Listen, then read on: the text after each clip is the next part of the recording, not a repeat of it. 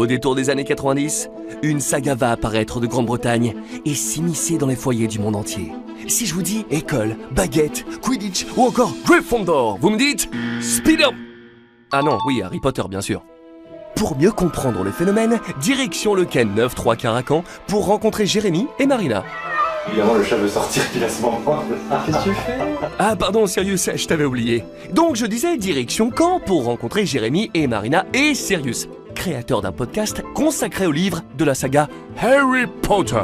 Donc le principe c'est simple, c'est qu'on relit chapitre par chapitre la saga Harry Potter. On relit pas l'histoire, on résume l'histoire, mais le but c'est surtout de lancer des petites discussions, des débats entre nous, puis aussi avec nos invités. Et là actuellement on en est à la fin de 4e tome, donc on en est à peu près à la moitié. Bonjour à tous et bienvenue dans ce nouvel épisode de Fréquence 9-3/4. Je suis Marina. Et je suis Jérémy. Le tournoi des 3 sorciers touche à sa fin et il est bientôt l'heure pour Harry de faire face à son destin dans le labyrinthe. Le sortilège des 4 points nous a orientés vers le sud pour cet épisode et c'est notre auditrice Julie qui a transplané jusqu'à nous pour nous accompagner dans le dédale du labyrinthe. Salut Julie, comment ça va? Alors je m'appelle pas du tout Julie, mais c'est pas grave. Du coup, ça vous est venu comment cette idée de podcast ? C'est un concept qui existait déjà aux États-Unis ou au Royaume-Uni. La première émission que j'avais lancée, le premier podcast, c'était un concept de discussion entre amis.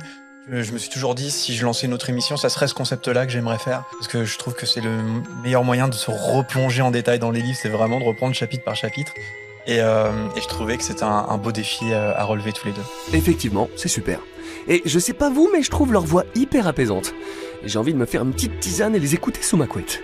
Bref, avant de se relire tous les chapitres, rappelons un peu comment est née la saga. Quand J.K. Rowling, l'auteur de la saga, se lance dans l'écriture, on ne peut pas dire qu'elle soit dans la meilleure période de sa vie. Elle vient de perdre sa maman, son mariage est un échec, elle souffrirait de dépression et en plus, elle a plus un sou en poche. Alors, en puisant dans sa vie, elle imagine une aventure qui lui servira d'exutoire. Vous êtes appelé à faire de grandes choses. Les inspirations de J.K. Rowling, elles sont diverses et variées, elle-même l'avoue. Elle s'est beaucoup inspirée du folklore britannique, de la mythologie. Elle a été influencée par pas mal d'auteurs britanniques. On peut penser à Shakespeare. Elle a beaucoup cité la tragédie Macbeth, par exemple, qui a été l'origine de la prophétie d'Harry Potter. Le prénom d'Hermione vient de Shakespeare. Elle-même avoue avoir pris ici et là pour créer son propre univers. Et c'est comme ça qu'elle définit elle-même le folklore britannique, en fait. C'est un mélange de plein de cultures différentes. Et elle, c'est exactement ce qu'elle a essayé de reproduire en créant cet univers de Le Monde des Sorciers. Si tout l'univers de la magie et de l'école des sorciers est évidemment le sujet principal des livres, elle touche aussi plusieurs générations avec toutes ses thématiques de transmission. Harry est un orphelin, il a perdu ses parents, c'est le début de l'histoire. Mais il a plusieurs figures parentales qui l'entourent en fait. On a d'abord Hagrid, le géant qui vient le libérer des Dursley, du monde des Moldus pour lui annoncer que c'est un sorcier et qu'il appartient à cet univers-là. Il y a évidemment Dumbledore qui va être dans la transmission constante avec Harry. Il faut qu'il forme Harry parce que son destin c'est d'affronter Voldemort. Et puis évidemment il y a Sirius Black qui va être le parrain de Harry qui arrive dans le 3e tome. Et ça va être une bouffée d'air frais pour Harry parce que bien qu'il ait perdu ses parents et qu'il n'a plus de famille vivante, il se rend compte que c'est faux, qu'il a son parrain qui est là. Madame Weasley, c'est un peu une mère de substitution et c'est eux quand même qui l'intègrent, qui lui apprennent les traditions familiales dans le monde des sorciers aussi. Ce qui est intéressant aussi dans la saga Harry Potter, c'est que la guerre qui a lieu avec Voldemort, c'est la seconde guerre des sorciers, comme la seconde guerre mondiale, et il y a l'héritage de leurs parents derrière eux. C'est-à-dire que quand ils forment l'armée de Dumbledore, ils s'inspirent de l'ancien Ordre du Phénix, et donc ils ont cet héritage en eux, c'est que si leurs parents ont vaincu Voldemort la première fois, bah nous on peut le faire aussi. Et ça, c'est quelque chose de très important, c'est-à-dire que Harry a à cœur de réussir l'exploit qu'ont réussi ses parents avant lui en fait. Autre exploit, et pas des moindres au début des années 2000, le petit sorcier a carrément redonné le goût de la lecture aux ados. Rarement, et pour pas dire jamais, une actualité littéraire n'avait à ce point passionné la jeunesse. La première fois, je l'ai emprunté à la bibliothèque, j'avais 8-10 ans. Et j'ai ouvert le livre, j'ai dit non, ça me plaît pas, et j'ai refermé. Et quelques mois plus tard, j'ai à nouveau... je crois que c'est ma mère qui m'avait acheté le premier tome. Et là, je suis tombée dedans. Alors, je sais pas pourquoi la première fois, ça m'a pas plu. J'ai décidé de fermer et de pas l'ouvrir. Et là, j'ai tout dévoré. Partout.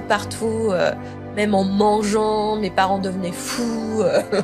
Moi, j'étais un enfant qui lisait pas beaucoup. Le premier roman que j'ai lu, mes romans de plus de 100 pages, c'était Harry Potter. Et ça, c'est vrai que c'est une magie qui a opéré immédiatement, où les enfants se sont épris pour la lecture, alors que on était des enfants des années 90, entourés d'images.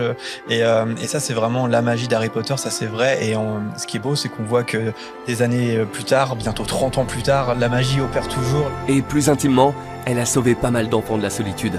Bon là, je parle un peu de moi, ou surtout du mec qui a écrit le texte, parce que là, je n'ai rien à voir là-dedans.